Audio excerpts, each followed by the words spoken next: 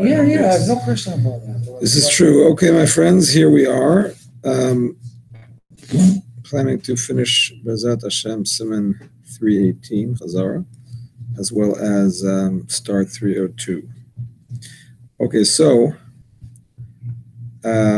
one thing that the post can point out, which we didn't mention yet, בעיקר מפה, אבל זה חזרה, זה הכל שייך.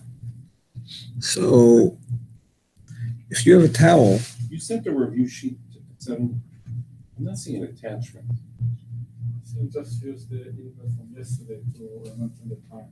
You didn't put any attachment today. I didn't put an attachment? No, you didn't. Why didn't you tell me? So you just use the same link.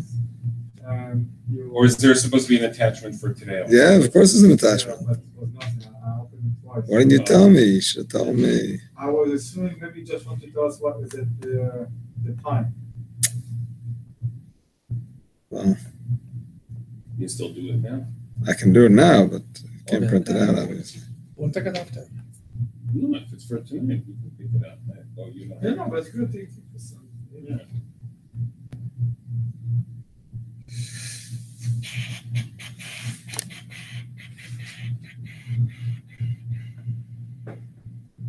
Okay, so just sent it again. Okay, so a moist towel. If you have a towel that you dried your hands with or whatever, and it has moisture on it, Morgan Avram points out, you cannot put that towel in a place that is going to heat up to Yad Seledes boy, because that's also like cooking.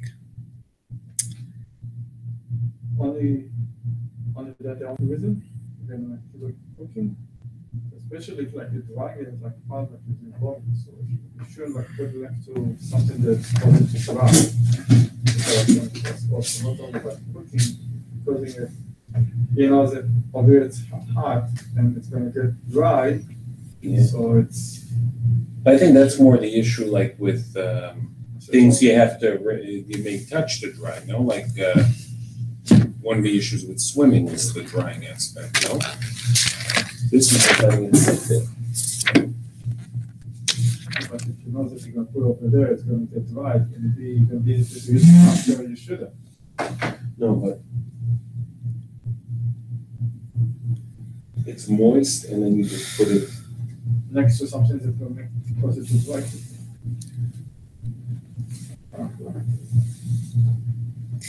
In general, we said you're not allowed to put something, a wet garment, in a place that looks like you're putting it out to dry after washing it. So that's a general halacha. That's regardless of the oven or anything. It's a Marasayan issue. So if you're putting something next to something hot, basically you're trying to dry it.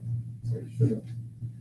I remember I came across those coming Well, so there's two issues here. One of them is the putting it next to something hot where it's going to dry, or it's something. That's something hot. Outside. That's something hot that's mentioned that I know of is if it's Yad Seledes boy and it's going to be cooking the water.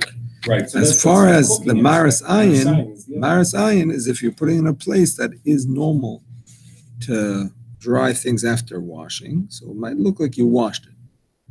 That's if it's that place, either a clothesline or even any other place you might put something. But I don't know if it's like on the oven door. I don't think it's. The oven is on. I'm saying, but I don't think that's Maris Ayin, just because people don't usually dry their stuff after the wash there. And Rabbi, I don't think so. I mean, it may be cooking, but I don't think it's going to be Maris Ayin. And in New York, they have a heater, with the then you can put on top of Oh. it. This is cooking. That's cooking, correct. That could be cooking. Yeah. Okay, so let's talk a little bit about Moiled. This is a shared topic, by the way, between Siman 320 and Siman 318. In Siman 320, we speak about fat, congealed fat. And in Siman 320, Shem Chaf, we speak about water. But it's the same idea for both of them, that you're not allowed to squeeze the fat and cause it to become liquid. And there's two reasons for that brought in the Poiskim. Either because it's like mashkin chezovu, the liquids that comes out of a solid, out of a fruit, like grapes or olives. And if you would squeeze the fat and make it into liquid, it looks a little bit like squeezing the fruits and making it into juice.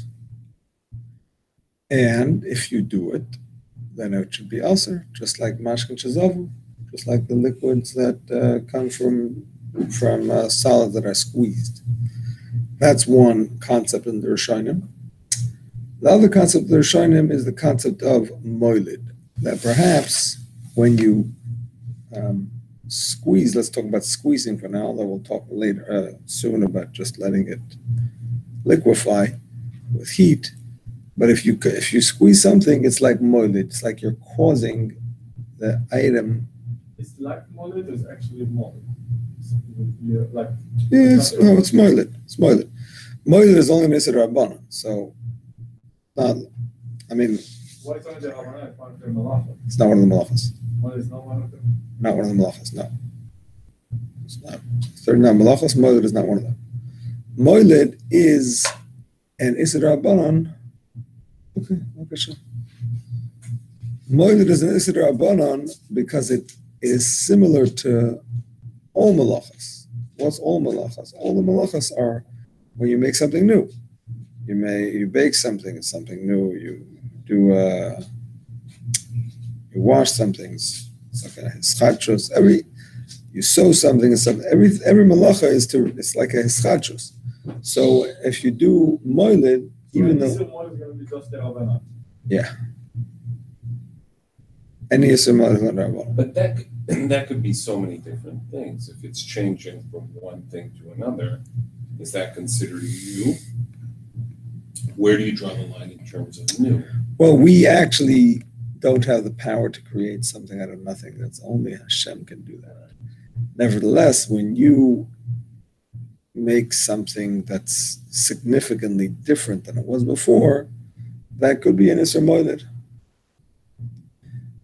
Just like the other malachas, when you cook something, right, when you plant something, when you harvest something, all of those cases, you're not really making something new. You're just changing its form in a significant way. But that's what I'm trying to get at. Are there the significant aspect of it? How do we define significant? Or we really look at it on a case-by-case basis and see now it's got a different use, now it's got a different... Let's put it this way. We find very few applications of this Isra Moilid. One of them is this, which applies to water and ice also, to squeeze the ice into water. The only other one that I can think of right now is to create a new fire on Yontif. But don't we do that when... A new fire on Yontif. Don't we do that when... New fire. A new fire, not from an existing flame. Not from an existing flame. What's the problem with creating a new fire on Yontif? That's what I was going to say. Fire, like it's... No, it's going to be molded. So any fire is going to be just molded. It's going to be just the Rabbanan. On Yontif, you're allowed to do malacha letzorech oichel nefesh. Right. So why can't, if you can increase a fire, why can't you create a new fire? Mazam Mishana. I need a fire to cook. What's the difference? So I take a fire from an existing flame or to start a new flame. So the answer is that there's a special Isser Rabbanan of moilid when you make a new one. And you could have done that before Yontif, right? So therefore, that's the problem. The reason for that is because there is an alternate way of doing it, as opposed to achila, where you're allowed to do shchita and a lot of other malachos. So exactly. Thank you very much. Thank so you. if you had, because with fire you could get from an existing flame, therefore we put the Rabbanan on. Exactly. Yeah. Well, there is an Isser Rabbanan. Right. If there would be no other way, then Chacham wouldn't make that Isser, because you're allowed to even do deraisas for food. So what's the problem? But because there's a way to. What if there is no other way? What if your flame has gone out?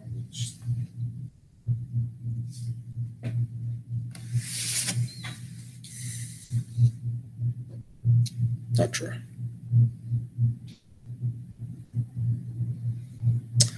Not sure.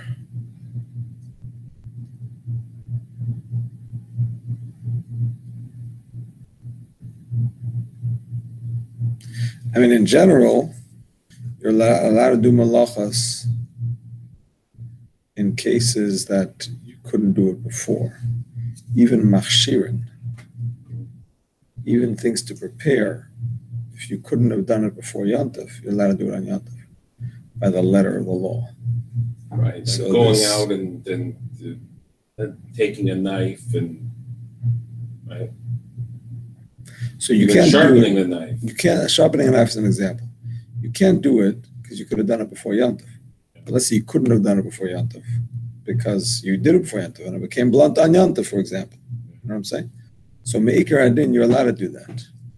So why don't you say the same thing here? About fire. Machshir, and fire is a machshir. Yeah, You're creating the fire and you're going to use it to cook. You're not actually cooking. Right. I mean, the truth is, if you're using the fire to light your home, it's actually not a machshir. It's actually the very item that you need. Right. It's the end game. right, the end result, yeah. So I'm not sure about that. But usually it's machshir. But if you had it before and it went out, so why shouldn't you be allowed to do it? Because it's machshir and that you couldn't have done before. Because you did it and now it's gone out, so you did It's whatever like you the could. blade that dulled that. Right. So I'm not sure. I'm just saying, it sounded like you said there was something unique about fire, though, compared to other. Well, what's unique is that in addition to the regular Isser of Mavir, Mhm. there's an additional problem of Moilet to make a new fire, which you can take care of by making it before Yom Tov, as opposed to the regular Mavir, which you can't take care of before Yom Tov, because you don't want to put your stove on before Yom Tov and make it your whole house hot for no reason, right? So you don't have to do that. You can be Mavir on Yom Tov itself, but you should not be Moilet. You shouldn't create a new fire on Yom Tov. Okay, anyway, the bottom line is, Machloikis Rishonim, if this Isser, whether you say it's a Mashkin Shazavu Isser, or if it's a Moilet Isser, is it an Isser only when you do it b'yadayim, or is it an Isser even if you cause it to happen not b'yadayim? Yeah. So b'yadayim is to squeeze it. Not b'yadayim is to take it out and put it in a warm place. It's not Yatziletes boy. You're putting it far enough from the blech that it's not going to get to Yatziletes boy, but it is going to dissolve. The fat is going to dissolve. So according to the Ramban and the Ran, they say no problem. It's only an issue when you actually squeeze it. But when you put it in a place and it dissolves on its own, that's not an issue.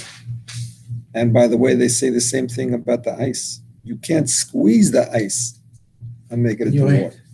Exactly. But if you take it out and you put it in a cup, even if there's nothing else in the cup, according to them, it's mutter. This is how the Mechaber paskins. I mean, Rabbi, you mentioned the ice and the freezer. Your metal open the water like a valve, like a sink, the faucet. Yep. So that valve, if it's going up and down, doesn't matter in Shabbat? That valve makes it make ice. No. What does the bring the valve do? water. It what? You bring the water out, like in the barrels. When they open the barrels, they close. That's it. It's a barrels. It's a shut off. It's mechanical or electrical? Mechanical, like in the faucet. So why not? And a question. I don't know exactly how it works, honestly. Yeah, this is the water. If it's just mechanical and it's just water, why not? I don't see why not. I don't see why not.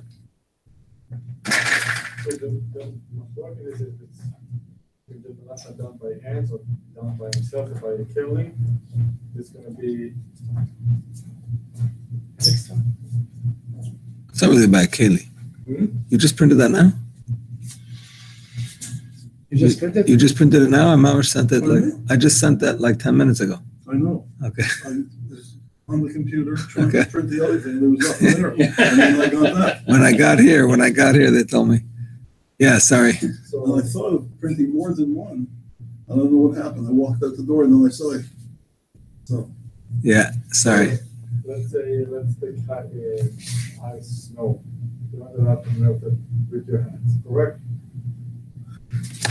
You're not allowed to melt it with your hands, correct? Everybody agrees to that, yeah. But if he melted by himself, as it was, he fell into a jar and he melted by himself. Yeah. You drink it? So that's a machlokes. Because we say we're not allowed to the ice that melt. Rabbi. That's a machlokes. That's a machlokes. Rabbi, Same machlokes here. Mechila, if we put ice in the cup, it's to drink it. And To if it's drink the melted, ice? I drink it. To drink the ice, you put ice in a cup usually to cool the water. But if you put it to melt the ice itself, it's a machlokes if you're allowed. You're allowed to put the ice in a cup to cool the water because the ice is going to melt straight into the water. It's never going to be recognizable as a separate entity. So probably one question is, in Shabbat table, they have a big bucket with the ice, and everybody take it. And then it melted over there. That's what you mean? So that's So this one is the question. So that's the question. So according to the Sefer HaTruma, he's the strict one, by the way. Sefer HaTruma says you're not allowed to take it out and put it in a place that's going to melt. And not only that, but even if it melted on its own, you didn't even take it out on purpose. You took it out. You meant to give it out to people, but the Lamaisa got left there. So, even B'diavad, he holds it's asr. He holds that it's asr. However, the Ramah says that lechatchila we follow the opinion of the Sefer HaTruma. That is to say, we don't take out ice and put it in a place that's going to melt. We don't take shuman, fat, and put it in a place that's going to melt.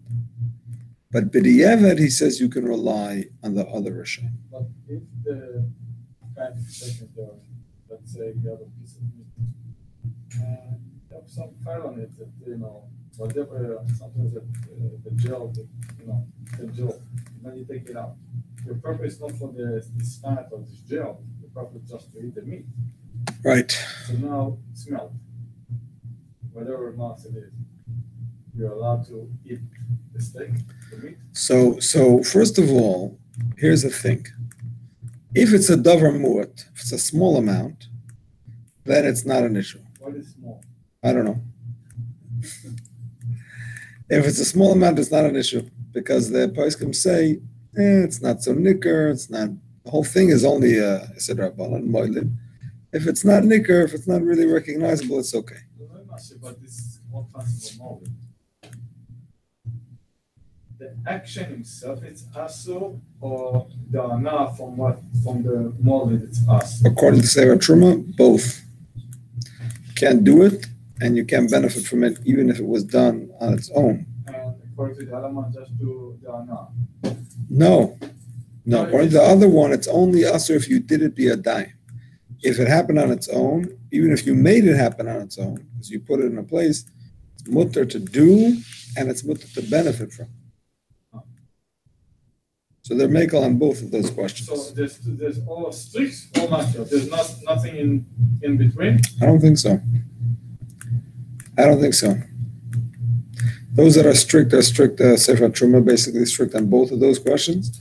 Those that are lenient, the other Rishonim are lenient on both. Because in the Sefer Truma, you have that attention, or if you didn't mean, it wasn't your attention to. If you didn't mean, I don't think it's usher to do, but he holds you're still not allowed to. Already, you shouldn't use. According to him, you're not allowed to use it. Correct. So in the case of the body we didn't, okay, you didn't have in mind about the fat, okay, but it's happened in the fat melt. You're allowed to use. You're not eating the fat now. You won't eat the meat. I'm allowed to take the meat and eat it. The meat, yeah. Whatever is on the meat is just a small amount. According to the Sefer Truma, you wouldn't be allowed to eat the gravy. Saying if you want to drink the gravy.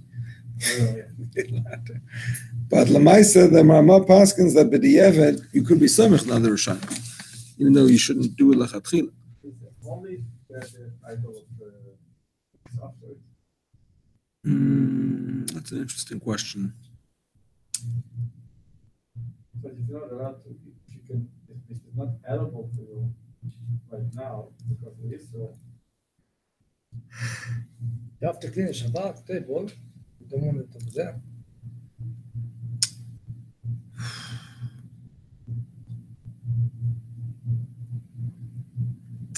I'm not sure.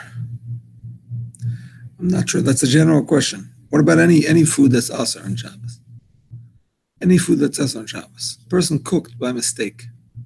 Also till after Shabbos. After Shabbos it'll be mutter. Is that food muktzah? Can't eat it on Shabbos. You really have no use for it. On the other hand, it is food. I think maybe yes, because like even if you have like anything vegetables that basically you're not eating the way they are. So Yeah, if it's raw because it's not edible, so it's not fit. Right, certain food you can have to warm it up to eat it. Not only if it's cold, even so you can eat it. You can say it on potato and onion. You can eat it raw, but you don't. So let's say the cholent.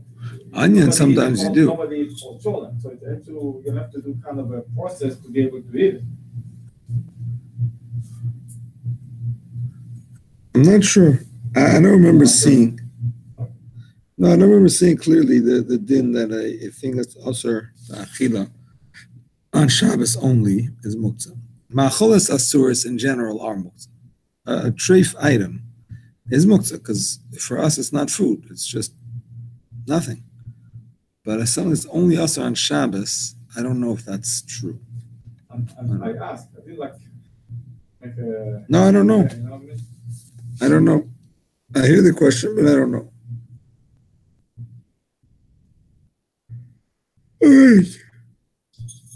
So, another point the poskim say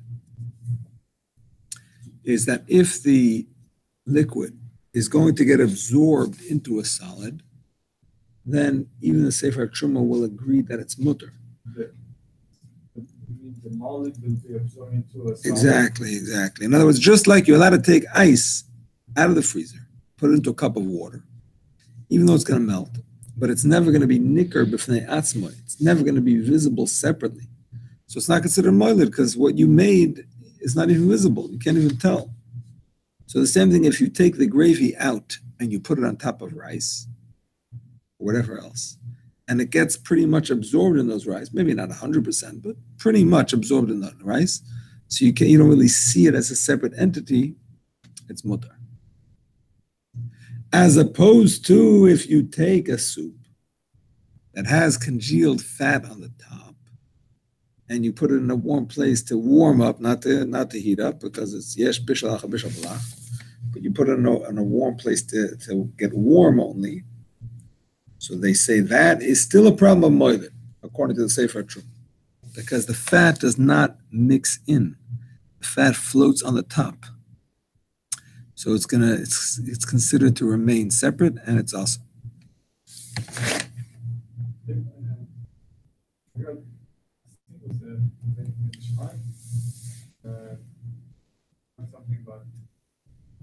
That what? Something that I don't know that his Hilchot was it is considered tikkun machal. What was it?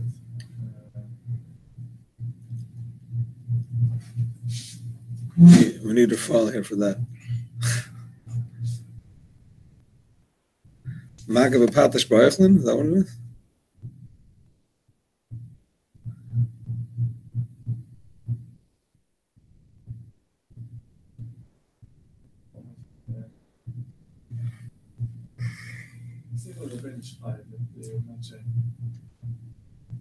Remember Rafal mentioned something on Ben Ish Chai. I remember Rafal mentioned something on Ben Ish Chai last night, but I don't remember what it was. What's the question again? So my question is like to mix up the molar things with the other fluid with the water. Not to mix it. To do it in a way that it's never nicker in the first place. Not to do it and then mix it. That's not a saver. To do it in a way that it mixes straight away. Huh? I don't understand your question. Let's say that this fat is that milk on the meat. Yeah. On the meat or on the rice? On the meat or on the rice? On the meat. Okay. In I want to mush it and make the meat a little bit softer and eat it together. Why can I enjoy from this? According to the Sefer Truma, if you take meat out and it has a significant amount of fat on it, again, a small amount, it's not important. And if it's going to get absorbed in the meat, you know what I mean, go into the cracks of the meat, also it's not an issue because it's not nigger. But if you have a large amount of gravy or fat or whatever, and it's not going to be absorbed in the meat, then it's a problem. So I cannot take, let's say, this bread and dip it in and eat it. The Sephardim also machmir like that? Not lachatchila, certainly. According to the Sefer Truma, not even b'diavad. But again, the Rama says b'diavad, you can rely on the other Rishonim.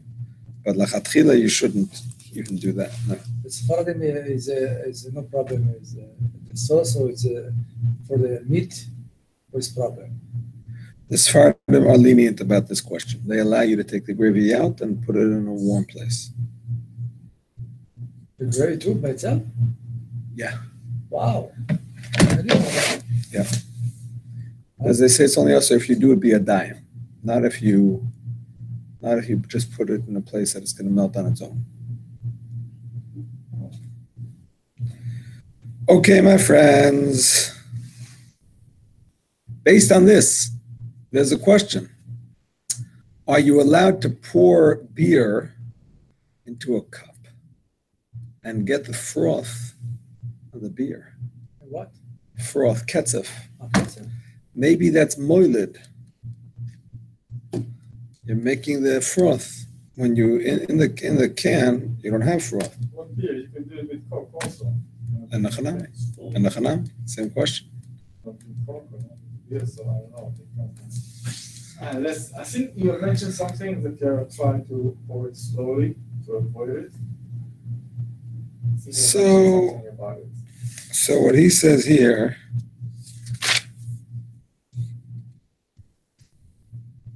it's the way you're eating, the way you're drinking. To remove the doubt, pour it slowly to avoid it. Basically, I don't like that, right? So it's coming because you're drinking. I don't know.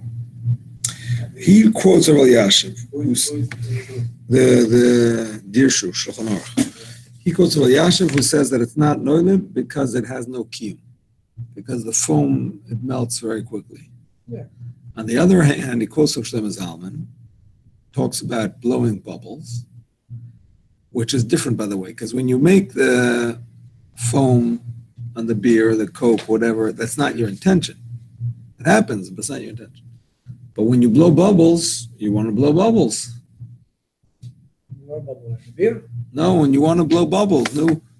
This we talked about. This we don't allow it. Kids, yes, they don't. Oh, so Shlomo Zalman says that adults should not do it because they're doing it b'kavana to create the bubble. No, but the kids, he says, you could be megal because it's a sword to say that since the bubbles don't really last, they're not real molded. The dish said that because you have no kiyum. But you have a kiyum, just not for a short time. Kiyum means lasting. It doesn't have lasting. It doesn't last. You know what? If we're going to take ice that melt and we're going to drink it right away, it's have no kiyum. No, it has kiyum. You drink it. Yeah, drink it. Yeah. I'm saying that's not called not having kiyum. It's called you're drinking it. Squeeze. Pizza. Squeeze. No. Knife. Very sharp knife. Oh, it's getting better, Baruch Hashem. Okay. Now. So we try to avoid to do it with the phone one time.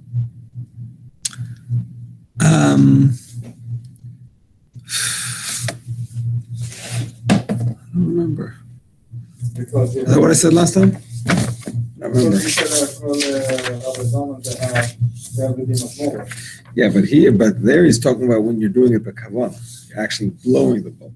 No, by the beer. I understand. So I don't know if he's machmir on the beer. I don't know. If I said it last time, I probably had a source, but I don't remember. I don't remember. You just now said that they have the din of molded. To make bubbles, Was about the valve or about the beer? It was about making bubbles. About making bubbles. Dafka. So you spoke about the beer also.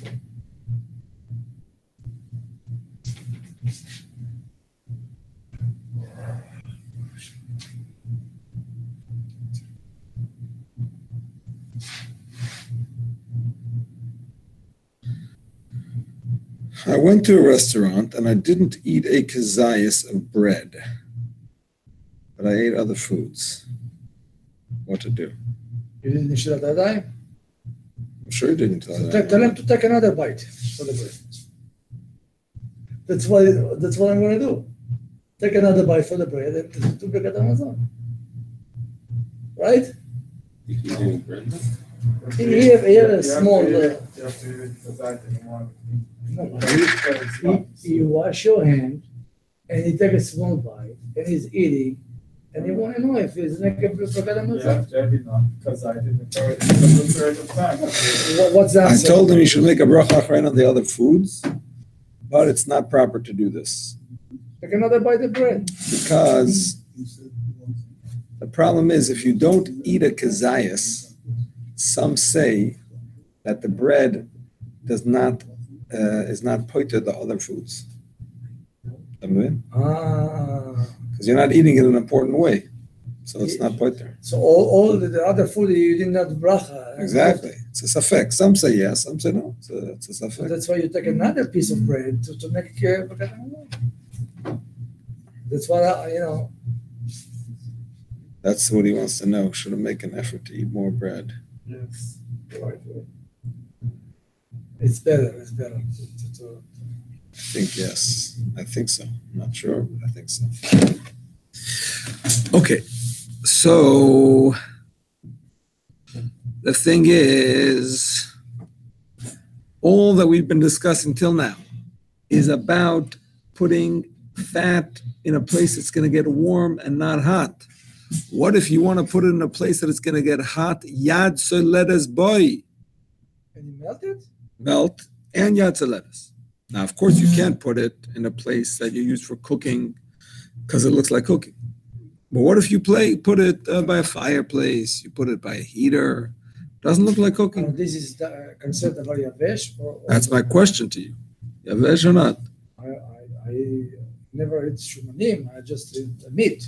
Meat is the Yeah, but the meat has fat, and the fat in the refrigerator gets hard. No, sometimes you see like the yellow stuff. Sephardic said it's not a problem. Right? I'm asking about heating it to yad soledes bo. Yeah, you take chicken nugget and you put it. It's cooked already. I'm not talking about a nugget. I'm talking about with fat, with shuman karush. Is it yavesh or is it lach? Sephardic it's okay. It is okay. Sorry? It's on the same concept that just melts by himself. If it's more alcohol. So if it's a little bit, there's no nikah.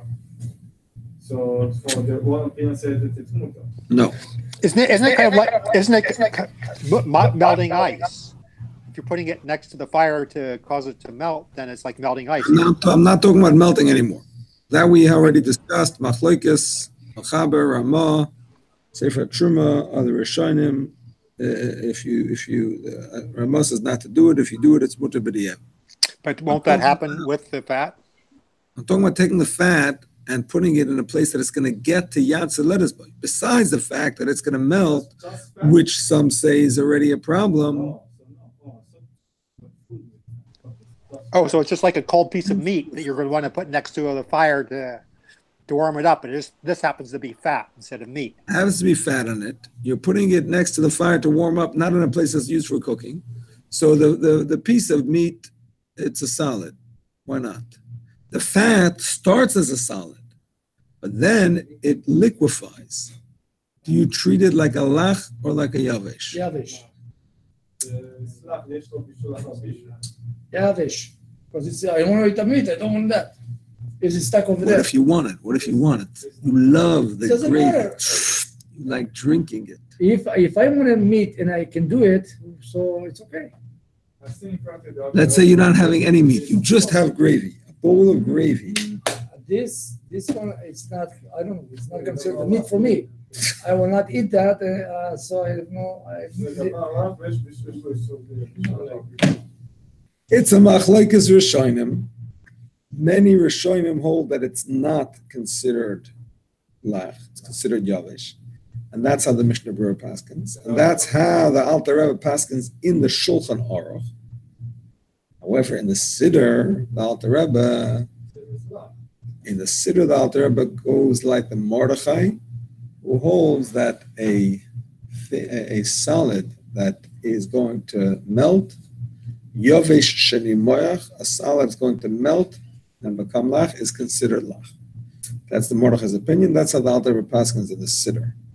So Lamaisa, those that follow the Machaber or the Mishnah Berurah can be lenient.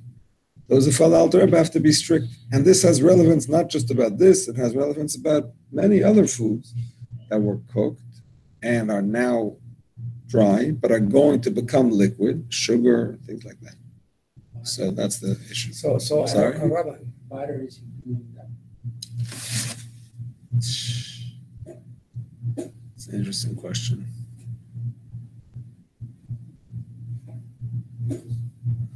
Before it was solid, it was liquid. Yeah. He discusses butter here. I'm not sure if I have a clarity on what he says. butter is more strict about that, Rabbi. Lama? Because it's butter. It's not considered meat to eat that. It's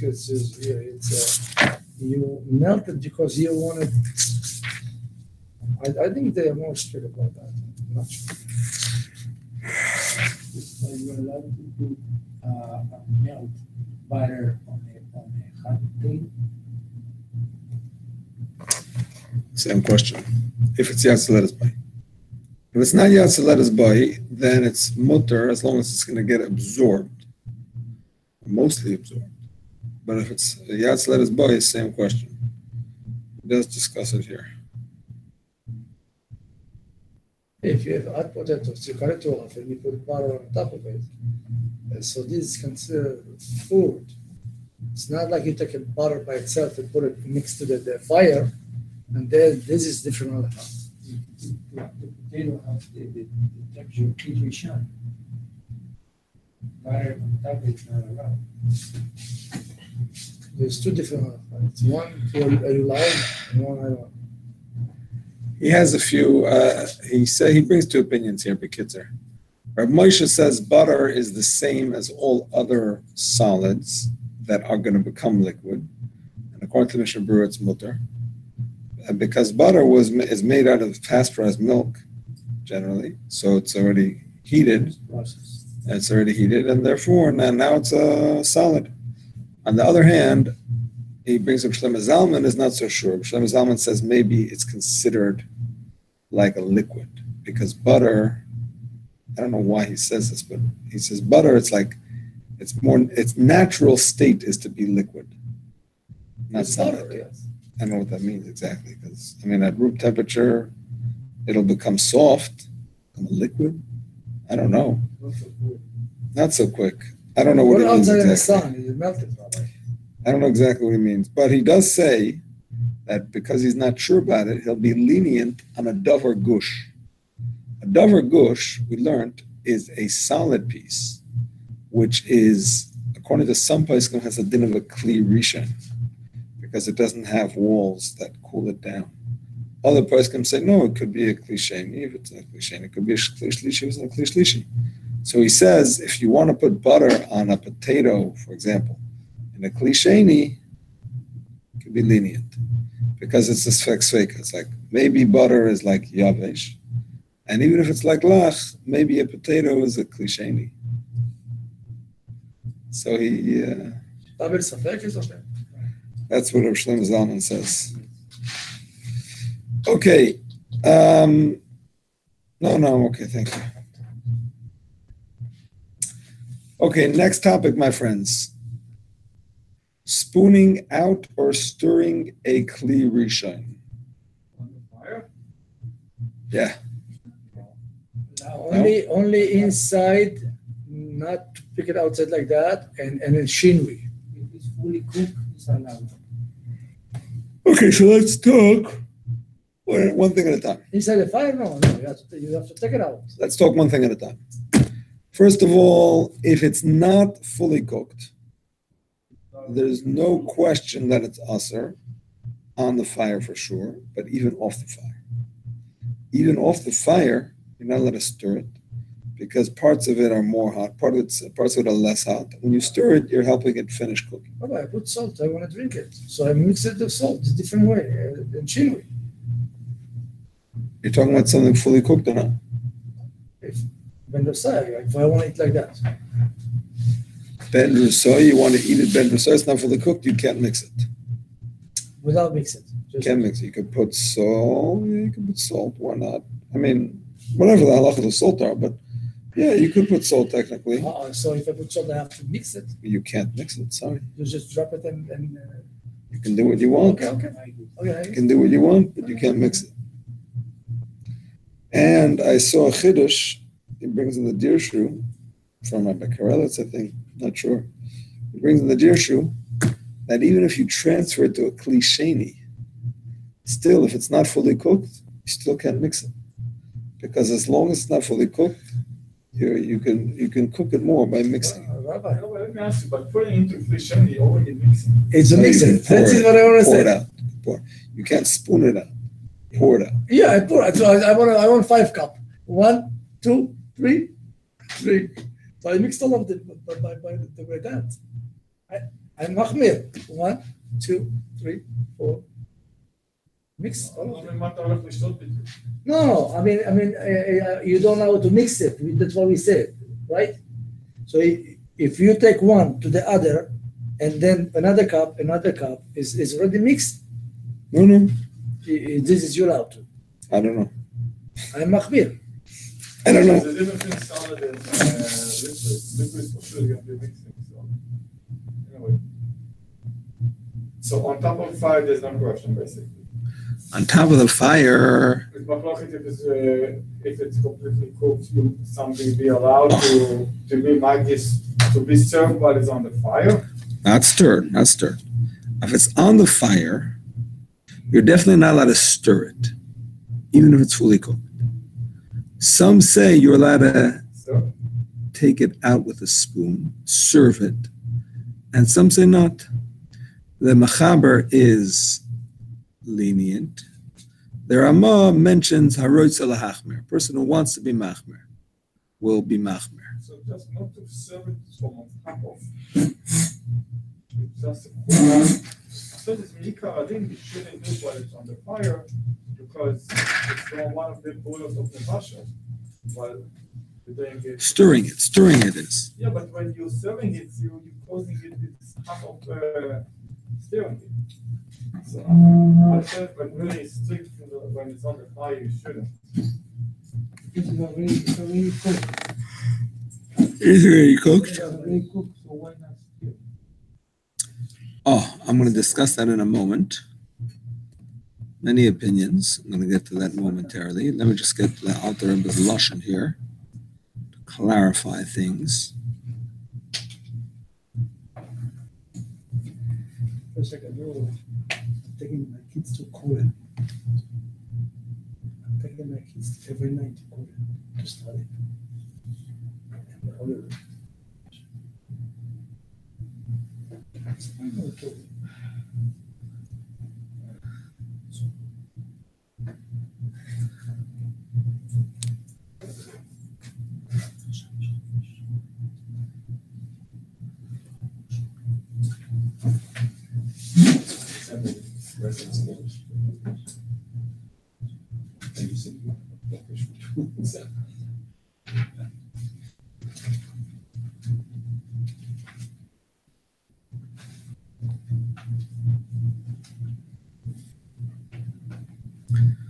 Okay, so what the Alter Rebbe says is that if it's not fully cooked, you can't stir it, even off the fire.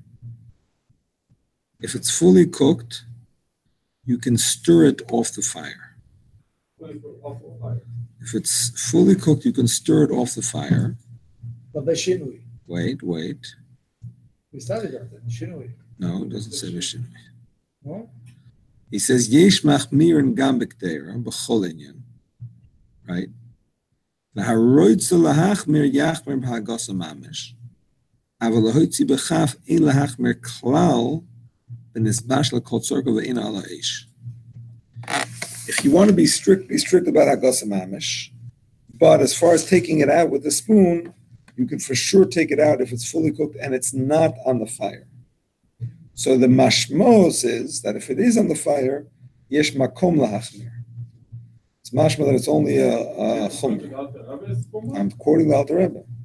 Aval lahoitzi b'chaf ein lahachmir klal b'nisbash l'kol tzorka v'ein ala eish. Mashma, if it is on the eish, yesh lahachmir. But it sounds like it's a chumr. Doesn't even say clearly. It's the mashmos of what he says. I could have said that it's easier to do it while it's on the fire. I don't think it's an issue. I think it's a chumrah. That's definitely the mashmos out there. I'm sorry? Take it out. Lahoitzi b'chaf, yeah. That's Not all. lahagis on the eish. Lahagis on the eish is asr. Choladeis. What's the reason for the isser? Ein bishul achar bishul. We've learned it many times. So the Dirshu brings down quite a few opinions. And they are.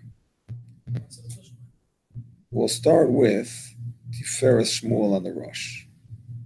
He says that if you could stir it, if you would stir it on the fire, you might come to stir it when it's also not fully cooked. If you stir it when it's fully cooked, you might come to stir it when it's not fully cooked. It's a gzeira, which is a very interesting thing because we don't have this gzeira by chazara. Don't say don't put it back because maybe next time it won't be fully cooked. And Beishamai holds that. We don't pass like Beishamai. But and the same thing comes when it comes to moving it on the fire to a hotter spot. You're allowed to move it on the blech to a hotter spot if it's fully cooked. Maybe next time you do it if it's not fully cooked. We don't make that clear. So why only by Hagasa? It's not clear. Rabbi, I remember when I used to drink coffee and the fijan, with the water, when it starts to go up, boiling, if you stir it, you go down. I remember that. And then, no, I know. The trick is when you stir it, it doesn't make it hotter more. Okay, that's why is the halakha not to stir it? Because it's cooking faster? And here... It cooks more uniformly. It's not a question of faster, more equally. Okay. When you don't stir it, it cooks some parts of it too much and some parts of it not enough. When you stir it, it's more equal. It spreads the heat. Okay, the Avnei Nezer. The Avnei Nezer says it's mechzik melashim. Stirring food on the fire is mechzik melashim. It looks like melashim. Now, by the way, that answers the question of chazara, because by chazara it's also mechzik melashim, which is why you have to keep the conditions of chazara. When you keep the conditions of chazara, then it's clear that it's not mevashel. It's only a continuation of your previous bishul. But to actually stir it looks like an action on its own that is a strong bishul action. What you mentioned about if it's not completely cooked, but more than 50%? That's machlokes rishonim. You're allowed to stay off the fire, not on the fire, off the fire? Well, in general, when something is not fully cooked, but it is 150%, it's machlokes rishonim. Rashba says that ein bishul acha bishul. The Rambam says yesh bishul, there's still bishul until it's fully cooked. The Maisa, we passing like the Rambam. So therefore, even if it's 50% cooked, it's not considered mevushal kol tzarkai. And therefore, it's also to stir it off the fire. Definitely. Yisur da'arais. Off the fire, but you're allowed to be Motzi b'chaf? No. Kam lo motzi b'chaf. Kam lo motzi So you b'chaf. have to just pour it to another Pour it keli, out. Exactly. Pour it out. and then serve. And then serve, yeah. Even in the second keli, you shouldn't mix it, but you should serve it. Serve it. Yeah. Serve.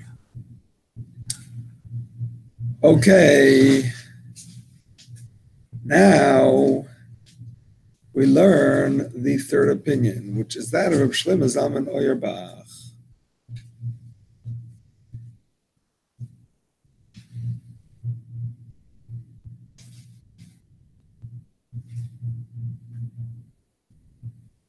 How's it different than the first opinion? I thought I got it right. Now I'm seeing it.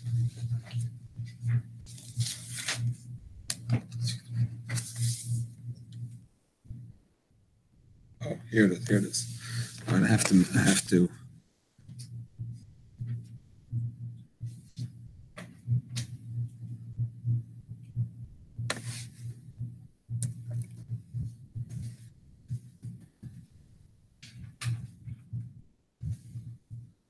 Here's what Rabbi Talmud says. It's slightly different.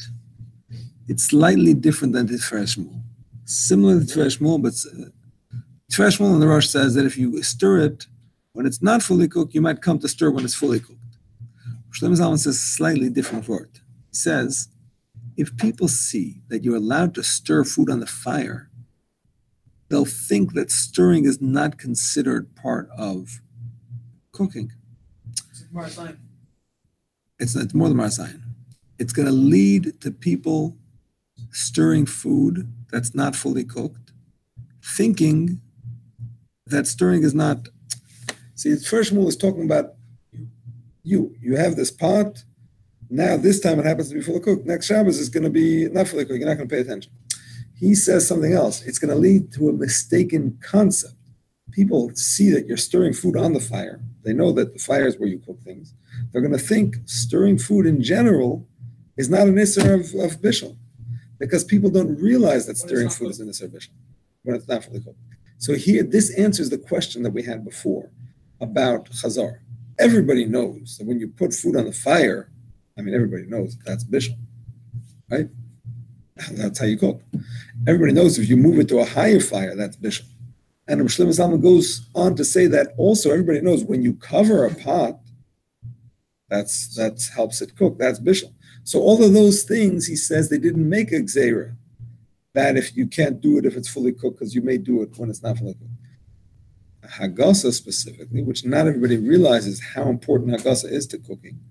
They think it's just whatever. They don't realize that it's mamash a part of cooking. So therefore, they said don't do it on the fire because it could lead to that mistake. So the not fully cooked is not fully cooked is a deraisa. It's a deraisa. Sure, deraisa. Because of that, when it's cooked, you're not in the fire. Right, because people otherwise might think that it's no problem. Before, exactly. And then finally, we have a very unusual opinion that belongs to the Kolboy. It was one of the Rishonim, but it's hard to understand. But he says that you're not allowed to stir mid'oraisa.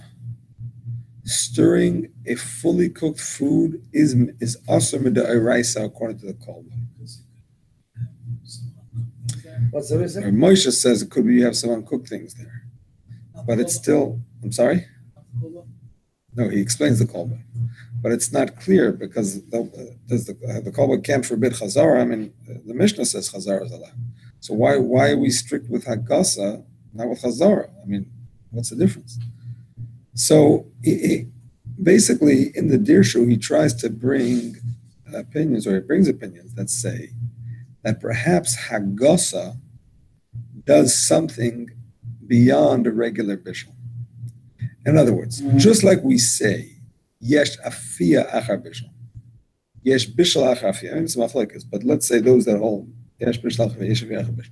What's the pshat? You know it's fully cooked or it's fully baked, but the bishul adds to the afia something different. Afia adds to the bishul something different. So they want to say that even when something is fully cooked, the pa'ula of Hagasa on the fire has such a strong effect on it that is not covered by ein bishul achar bishul. That's a different kind of effect than a regular bishul. That's more like an afia achar bishul, for example, because it has such a change in the terms of the liquid mixing in with the solid, the heat mixing in, achveis. It's yesh bishul achar bishul behagasa. Sorry? Okay. Rabbi. Yeah.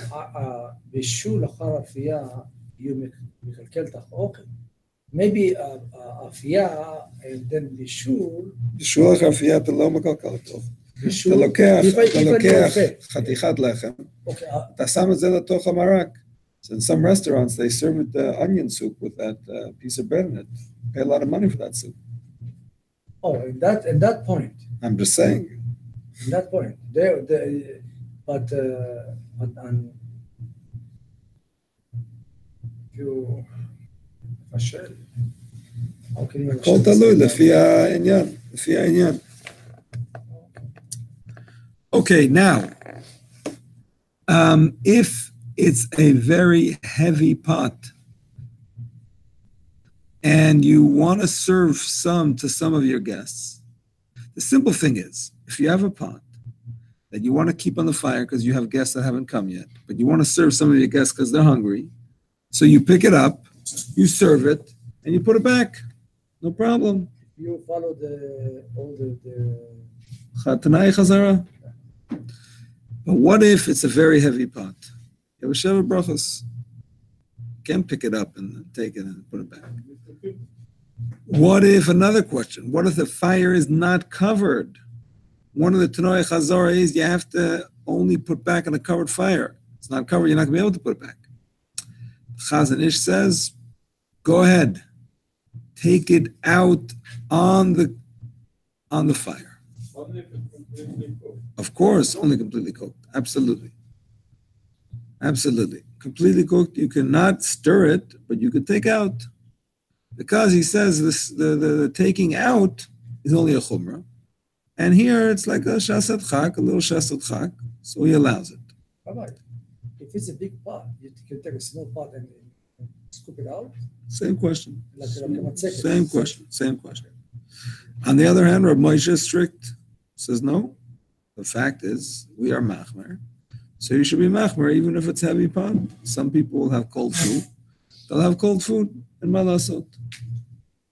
So shtickle machloik is there. But we're allowed to pick it up 3 people out away from the Yeah, for sure. Some of the poskim want to say this is an unusual chiddush, but the Dirshu says it, so I'm going to quote it anyway. That perhaps the whole thing is only by a kaf, by a spoon, because a spoon really stirs things up. A fork, on the other hand, doesn't really stir. You spear something with a fork, you take it out. You don't really stir with it. So therefore, it should be mutter. It's a chiddush. Who said it?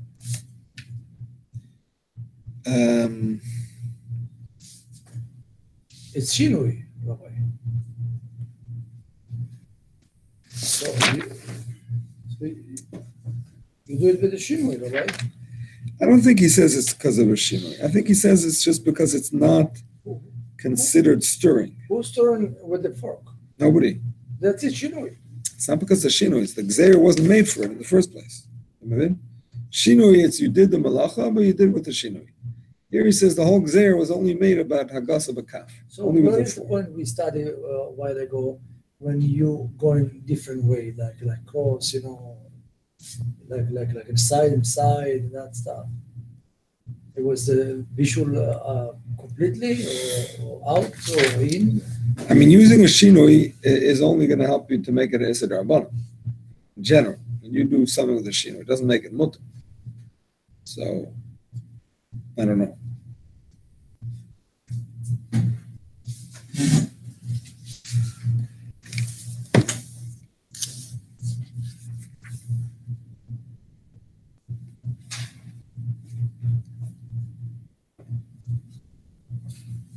Das a gran karelitz shemuter.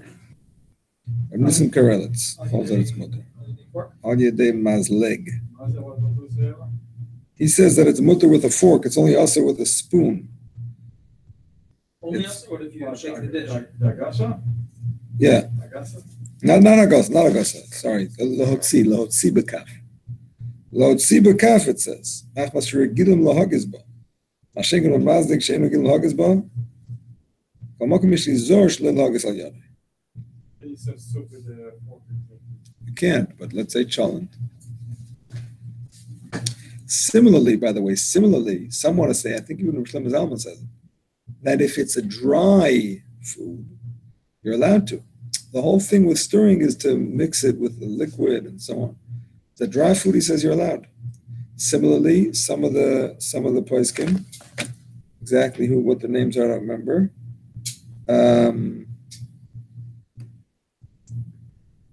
So the chewing is some of the poskim say, I'll tell you the answer now. Yashiv says that you're allowed to take off from the top. If you just take off from the top without moving. Exactly, each time from the top. And ala ish, exactly. Similarly, Shlomo Zalman says if it's mamish, a solid thing like a kugel, you can cut a piece off and take it because you're not stirring anything. You're just removing. Al kol panim. If you have a pot that is uncovered and you want to cover it back on the fire, you want to put it has to be fully cooked. A pot that's not fully cooked, you cannot cover, even if it's off the fire. Rabbi Isa, very important, because a pot that's a kli rishon can cook itself. We had this in the past. So if you retain the heat in it, it can cook with its own heat. So you can't cover it off the fire. How much more so on the fire? But if it's fully cooked, so we have a machlokes if you're allowed to cover it or not. Most achronim that I saw say you're allowed to, because the whole thing is by Hagasa. Special thing by Hagasa is mechzik and mavashal. Covering is not. Zalman explains, like I said before, covering everybody knows is part of bishul. So they didn't make things there. They made it only for Hagasa. On the other hand, I did see he brings in the dirshu some. I think the Minchas Yitzchak says no. Mechzik and mavashal. Shouldn't do it on the fire. The mice you could just pick it up and cover it off the fire. It's not a big deal. So when you open the chamin to serve, you know that so you serve and then you can close it. Talking about on the fire, off the fire. I don't know what you mean. It's like you know the one for crockpot. Yeah, but you put aluminum foil and everything, and on the so you open, you serve, right? You're serving from the crockpot, or you're taking it out? Let's say you take that pot outside. So that you can start. And then you do the machshava le'achzir, and you serve, and then you put it back. So you allow to close the door? You can. Make garden, you can. Some say to close it before you put it back. But make garden, you can close it before you put it back. So it would be closed, and then you open it when you put it and close it right there? I mean, make garden, you can close it, even on there. But yeah, the Sfardim hold, you can take it out while it's on the fire. You can't stir, but you can take it out. Ramah is the one that mentions the chumrah. I can do it with the directly? Yeah. Maklotzi. No lahagis. No. אם ישר בצד הצד להחזיר אותו.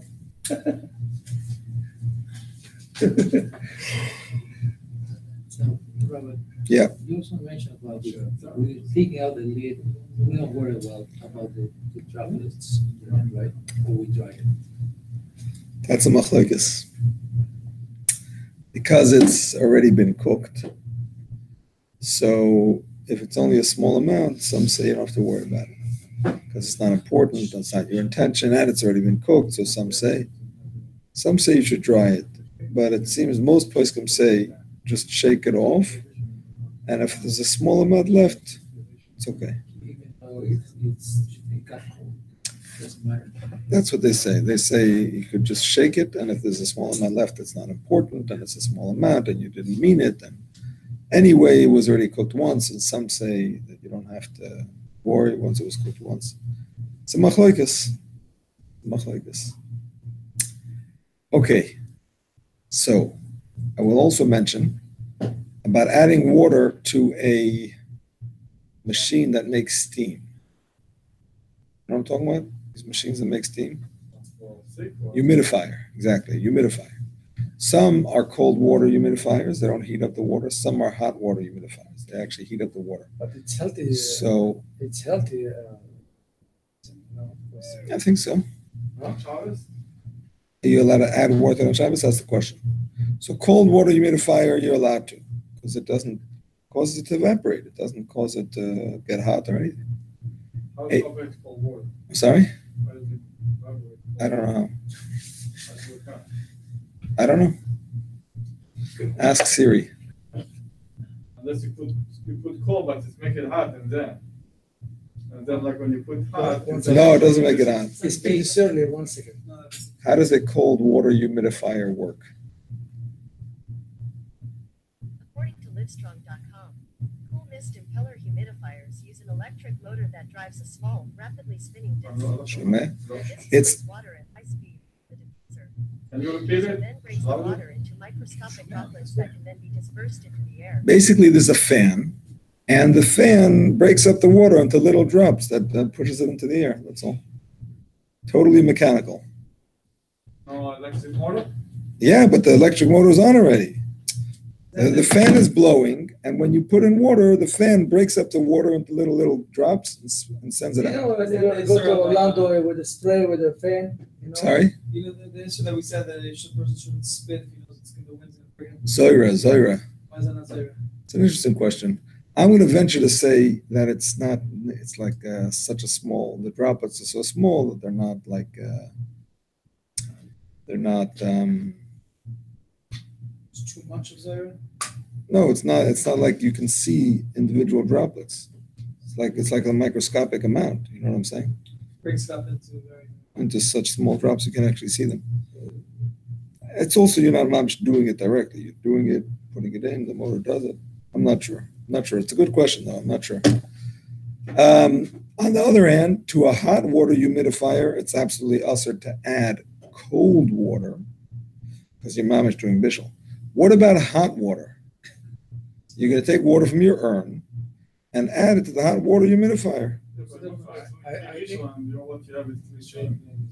It'll warm up the water there? So what if you do it from a klirishin? You have a kettle on the fire, on the blech. Take the kettle, pour it in, not according to Benyaina, pour it in to the humidifier, and it heats it up again, and it makes it evaporate. Asur, Rabbi, I think so. Why? Because if the chamin, like we want to put some water from to add water at any place, I think it's asur because it's considered bishul. It's considered. Rabbeinu Yonah actually says you're not allowed to add water to chamin. So according to him, you wouldn't be allowed to do this either. But according to the Ashkenazim, What would be the issue?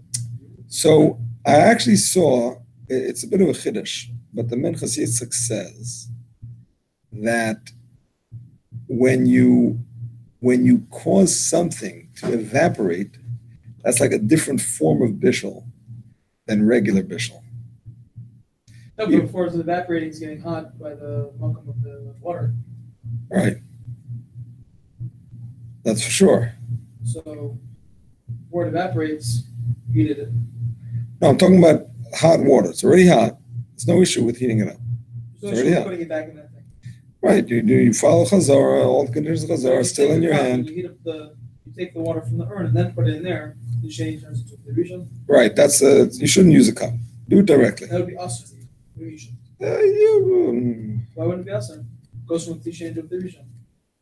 Ashkenazim hold lach shelei nitztana legamri is ein bishul achar bishul. Oh, great. There you go. So even Spartan would be a little that no, because you're right. So lamaisa, it's a chiddush. Most achronim that he quotes here say ein bishul achar bishul. Whether it's cooking it or it's evaporating it, it makes no difference. Ein bishul achar bishul. I mean, Chassidus is saying a chiddush that the process of humidifying is a different sort of bishul than the process of cooking, which it's not clear why that should be. So it would seem that it should be mutter. Who's the Chassidus? Minchas Yitzchak is Reb Yitzchak Yaakov Weiss, dying of the Ida Charedes Yerushalayim in the 1980s. I think he passed away in the 80s. Maybe the 90s, I'm Yeah, not the sure. Rav says, the Rav recently said that. Yeah. He holds the rope. He holds the lach and salad. Oh, that's the Minchas Kohen. Oh, yes. That's the Minchas Kohen. The Minchas Kohen is Reb David P. Mantel. He's from the 1600s, much earlier. Okay. Now, we're getting to the end of the Siman, but I will mention what the Mishnah Berurah brings from Matei Sefta. I don't know if we learned this last time, so here we go. The Tosefta says, if one person puts a fire in a spot, makes the fire, in other words, Jew, chas v'shalom. Another one puts the wood. Another one puts the pot. Another one puts the water. Another one puts the meat. Another one puts the spices. Another one stirred it. They're all chayav. All chayav. Everybody. The first one is chayav for what? Fire. Mav'ir. The second one is chayav for what? Wood. The wood. What's he chayav for? Whatever that is, No, it didn't collect it. It was already collected. Facing the fire. It's also mavir. Oh, the fire was already gone. Yeah. The third one, who put the pot? Pot. No. Empty pot. Oh, We discussed it yesterday. You mentioned it yesterday. Yeah. If you put the empty pot, oh, tikkun kli. Tikkun kli. A new pot. A new pot that was never used before. What about Kli if cheres. it's old use? Kli cheres. No, not if it's old. Only if it's new, and it's a kli cheres. And a kli cheres. So, which some say, by the way, doesn't apply today because our kli cheres is already strong even before we use it. In the olden days, it wasn't strong until you used it. So, lamaisa, then of course, water, meat, spices, and stirring is all bishul. On the other hand, if one person puts the pot, and the other puts the water, and then the meat, and then the spice, and then the wood, and then one brings the fire and one stirs, and the stirs, that's exactly right. The last two are chayiv, and the rest are potter. Now they shouldn't have done it, because they're still contributing to his bishul, if they know he's going to cook. Shouldn't have done it, which is why the poskim say, by the way, when the goy is allowed to, let's say, cook for a cholesh in b'sakana, the Jew is not allowed to help him. You're not allowed to fill the pot. You're not allowed to put the pot on the fire and say, okay, just light the fire. No, because you're doing an act that's connected to bishul, even though it's not the bishul itself. But in any case, the guy bring the meat. He didn't shecht. Shabbat. no, we didn't check it. I'm sorry. We're going to learn Shabbat. That's the plan. Yeah. By the way, if you had to be shofet to a chodesh of So Sakana, this is plug on your thing. Shabbat? Yeah, it's gone. It's gone. You Sorry? have to be shofet to a chodesh of Sakana. Catch it.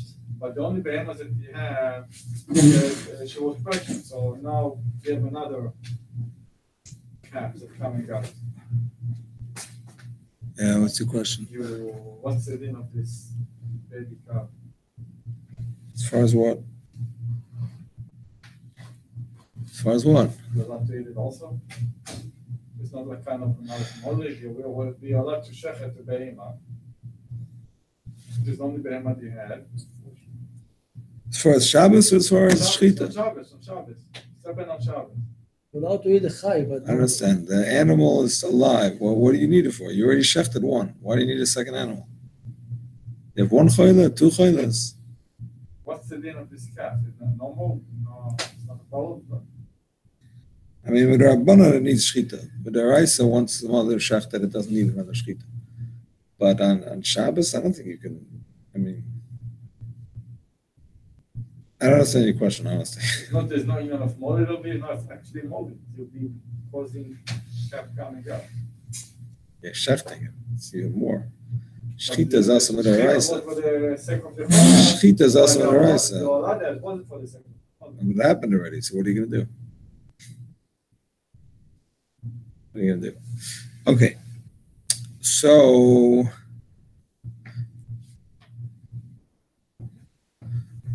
one more point the Mishnah Berurah brings, using an urn, not the Mishnah Berurah, sorry, the Dirshu brings, using an urn on Shabbos.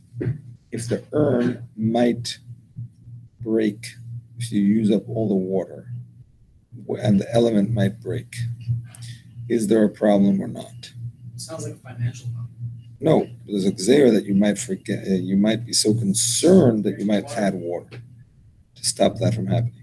So the different poskim say different things. Most poskim, some say that you shouldn't do it.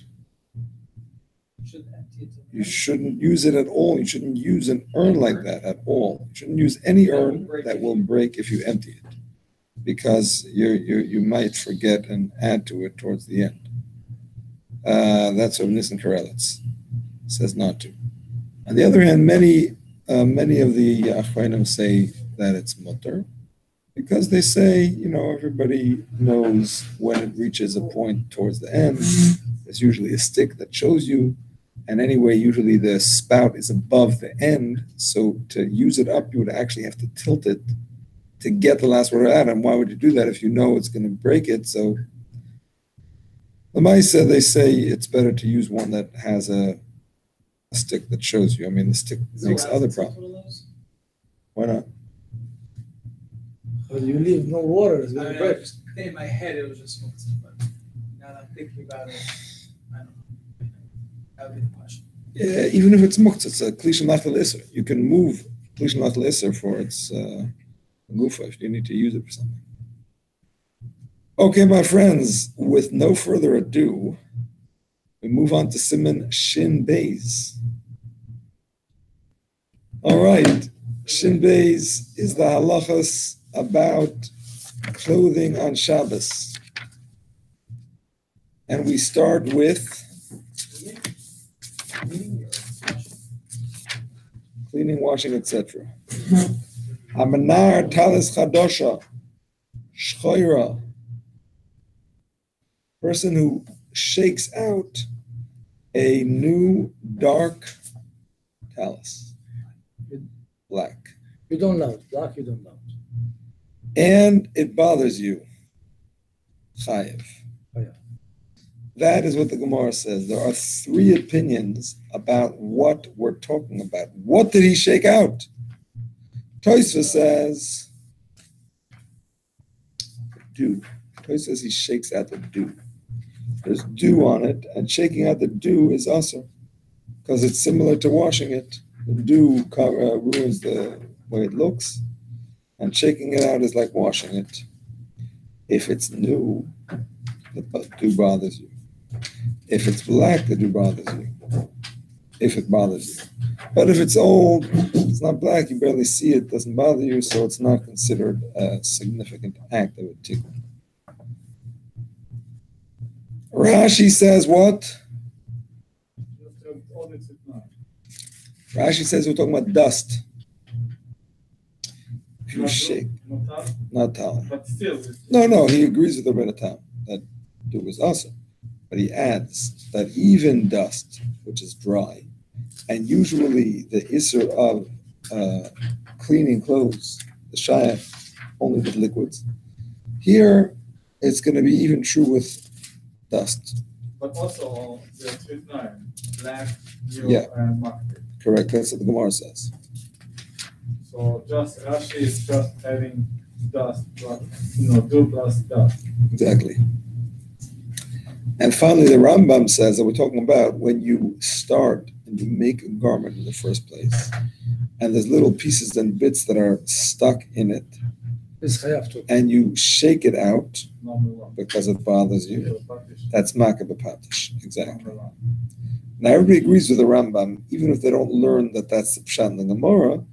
They agree with the Rambam that if you shake out these things that are significant, they bother you, meaning to say that it's significant, it's ruining the garment.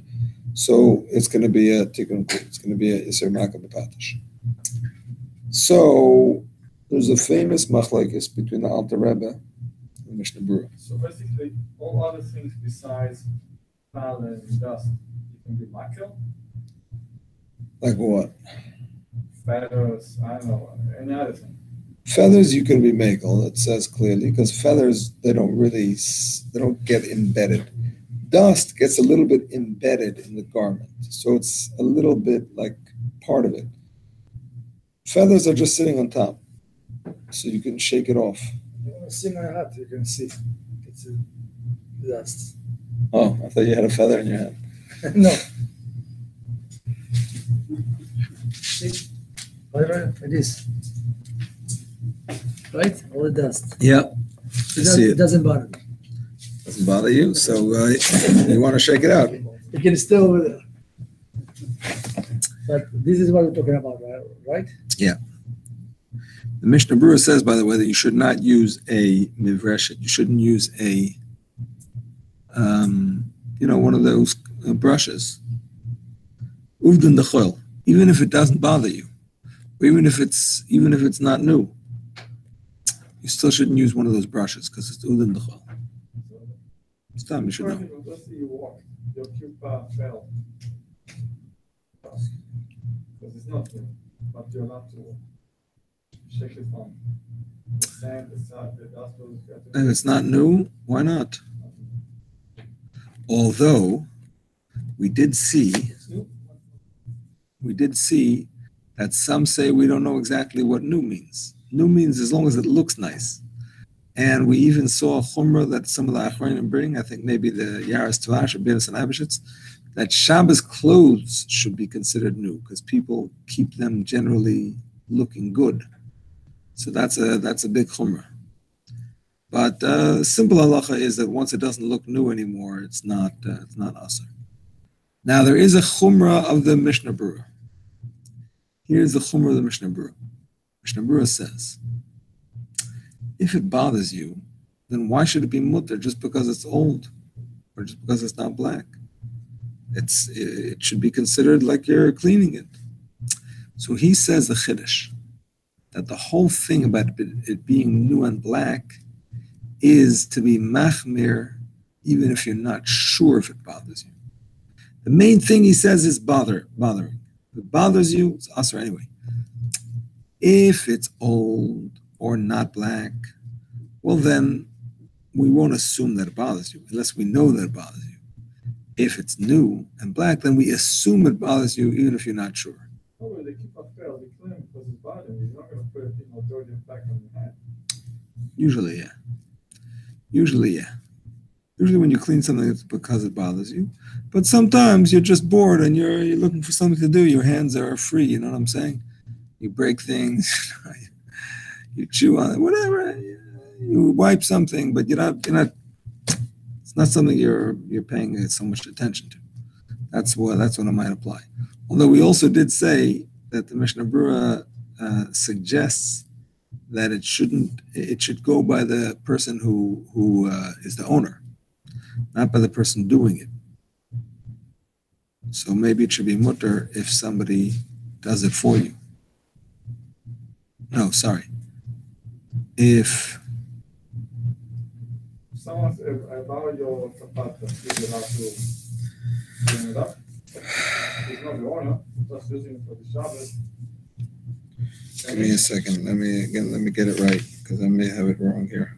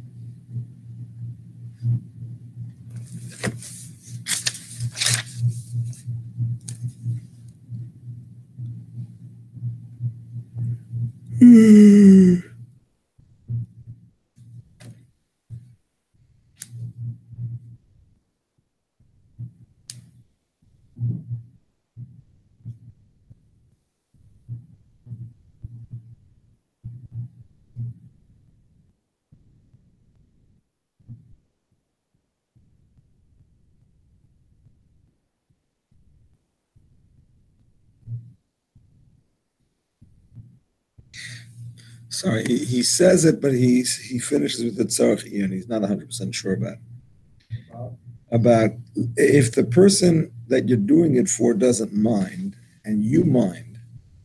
He says that l'chura it should be mutter because the fact is the owner doesn't mind. So, but nevertheless it's tzarech. He's not sure about it.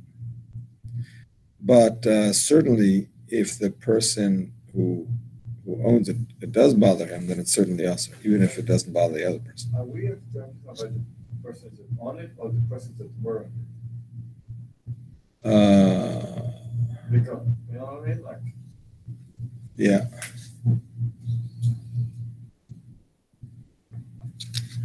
I'm not sure. Not sure. Okay.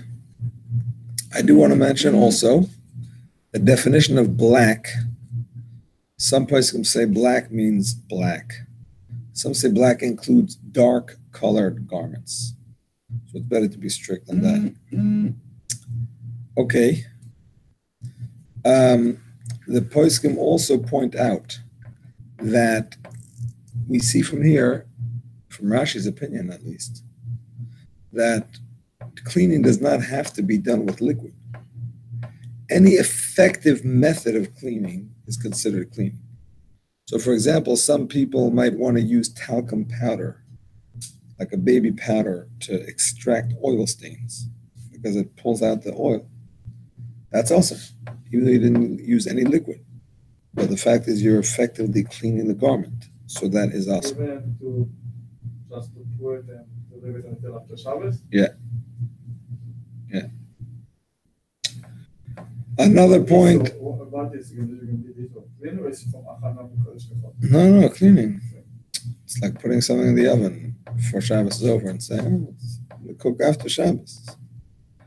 You're doing now the Maisa of Bishul, even though it's going to continue after Shabbos. Maybe it's not us Rice, maybe only Rabbanon, but it's for sure awesome. Okay, I did see an interesting point that he brings here from Shlomo Zalman Auerbach. I think the Hilchot Yosef actually brings it. And that is that there is no Isser Schita by a garment that is 100% synthetic fiber. If you have a garment that is polyester, nylon, acrylic, rayon, whatever those things are, 100%, no Isser Schita. No Isser Schita. You can squeeze it out. Like the jacket plastic, when you go to the synagogue, you can check it. He doesn't say it doesn't absorb. He says it doesn't have the Isser of Schita. The plastic. I don't know why. It's a plastic. Then you check it, all the water goes down. No. זה סופק. Plastic? Plastic, look. My plastic. Plastic? No, the plastic bags. You know, the Plastic burning, I'm just saying, these things. It's a very Nagea thing. Suits are made out of this. It's a very Nagea thing. People have asked me the shaila. I'm not going to give them a heter, but it's an interesting shaila because one of the things about swimming is that you might squeeze out the bathing suit. What if you're using a bathing suit that is 100% synthetic fiber, which a lot of bathing suits are? 100%. So what's the you might squeeze it? You're allowed to squeeze it. From Zalman. So it's not Tzud in the Chol, no? Don't they say Tzud in the Chol? Swimming?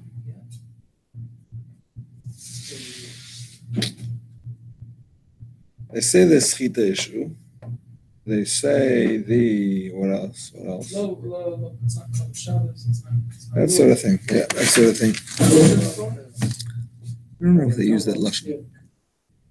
Yeah, what is silk? Silk is a natural fiber. So, I mean, you don't want to get silk wet because it's going to get ruined, but it's definitely a natural fiber. It's made from the silkworm. That has schita for sure. Silk is made from a worm? Silkworm. The worm spins silk, just like the water. Just like the spider makes a web, it produces that. Where are these things found? The silkworms? I don't know. I think they have farms of them. They farm them. It's like silk. And Berg is what? Mountain? Yeah. Silk Mountain. Sounds good.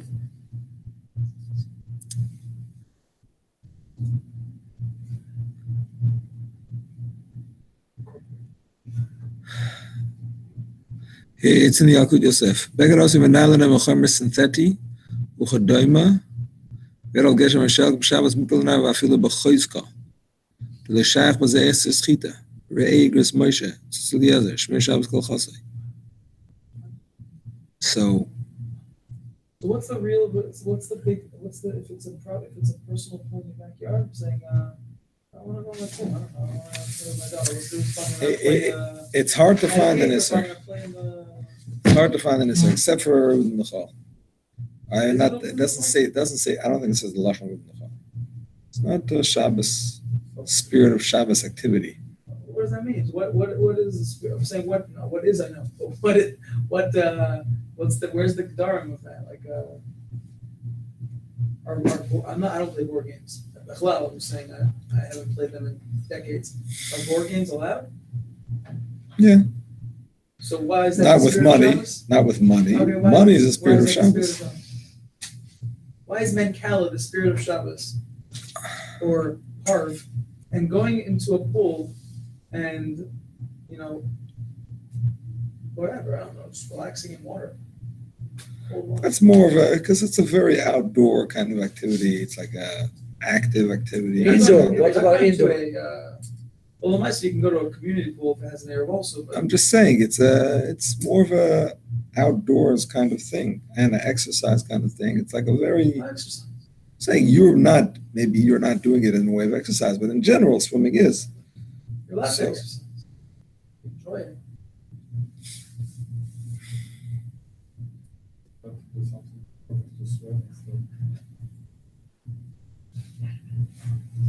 All right, so you're allowed to. If you like it. I was talking about not sweating. There's also the svara of something that has many ways of doing it in Isser way, that it's Udin D'Chayil even if you do it in a mutter way. So swimming sometimes is Asr in a lake. You know what I'm saying? Because the water might go out of the lake onto the Shusay Yachid, because you might make a raft. And it's also maybe Asr if you're wearing regular bathing suit, because you might squeeze it. So it becomes like a activity that is associated with Isur. It's another. Most of the water. If you're in a lake. Yeah. If you're not in Rosh Hashanah. You don't want to be a lake in Florida. It's a very common question. Yes, it is. We live in Miami. Everyone has a lot of people have pools. Yes. They build a pinpoint story to them. They don't. A lot of people I told this to, it's on Spirit of Shabbos, when I didn't have the other Isser of you getting your clothing wet on Shabbos. That scared a lot of people. It's exer to get your clothing wet on Shabbos. Right. But if they're wearing synthetic trunks, so there would be no problem. Saying they don't see the big deal of going to take a nap, or going chit-chatting with their friends, or going into the pool to play with their kids. Right. Well, chit-chatting with your friends is not the best either. And napping should be. It's not asr because it's not such a public way. It's you can't. Anyway, Chacham couldn't say you can't talk to your friends. I'm saying it's just not practical. I think it says that. What? It says Bekoshi Hitiru. Exactly. Exactly. But Bekoshi, they were matir, because otherwise you can't live. You know what I'm saying? But yeah, I mean napping. Taka, you should nap to have koyach to get up and learn, or do whatever else holy thing you do on Shabbos. Okay. Very good.